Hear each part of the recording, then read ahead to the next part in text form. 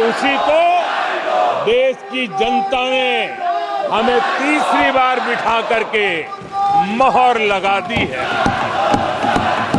आदरणीय सभापति जी, अपीजमेंट ने इस देश को तबाह करके रखा है और इसलिए हमने justice to all, appeasement to none, इस सिद्धांत को लेकर के हम चले हैं।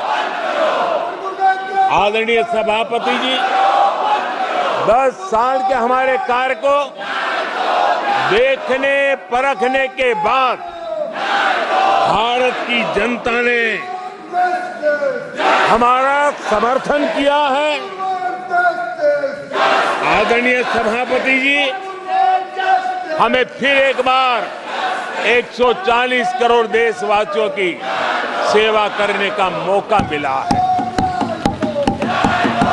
आदरणीय सभापति जी, इस चुनाव ने इस बात को सिद्ध किया है कि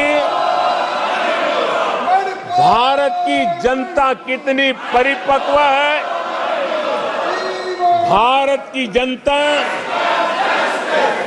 कितने विवेकपूर्ण रूप से और कितने उच्च आदर्शों को लेकर के अपने विवेक का सद्बुद्धि से उपयोग करती है और उसी का नतीजा है कि आज तीसरी बार हम आपके सामने, देश की जनता के सामने नम्रता पूर्वक सेवा करने के लिए उपस्थित हुए हैं। आदरणीय सभापति जी, देश की जनता ने हमारी नीतियों को देखा है, हमारी नियत, हमारी निष्ठा, उस पर देश की जनता ने भरोसा किया है। आदरणीय सभापति जी, इस चुनाव में हम जनता के बीच एक बड़े संकल्प के साथ देश की जनता के पास आशीर्वाद मांगने के लिए गए थे और हमने आशीर्वाद मांगा था विकसित भारत के हमारे संकल्प के लिए। हमने विकसित भारत के निर्माण के लिए एक प्रतिबद्धता के साथ, एक शुभ निष्ठा के साथ जन सामान्य का कल्याण करने के इरादे से हम गए थे।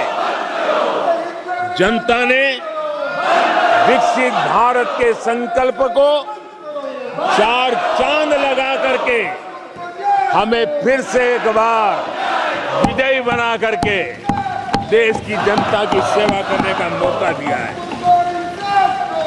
आदरणीय सभापति जी, जब देश विकसित होता है तब कोटि कोटि जनों के सपने पूरे होते हैं। देश जब विकसित होता है तब कोटि कोटि जनों के संकल्प सिद्ध होते हैं। आदरणीय सभापति जी, जब देश विकसित होता है तब आने वाली पीढ़ियों के लिए भी एक मजबूत नींव उनके सपनों को पूरा करने के लिए तैयार हो जाती है। आदरणीय सभापति जी, विकसित भारत का सीधा सीधा लाभ हमारे देश के नागरिकों की गरिमा, हमारे देश के नागरिकों के क्वालिटी ऑफ लाइफ का सुधार, ये स्वाभाविक हमें विकसित भारत होने से देश के कोटि कोटि जनों के भाग्य में आता है। आजादी के बाद मेरा देश का सामान्य नागरिक इन चीजों के लिए तरसता रहा है।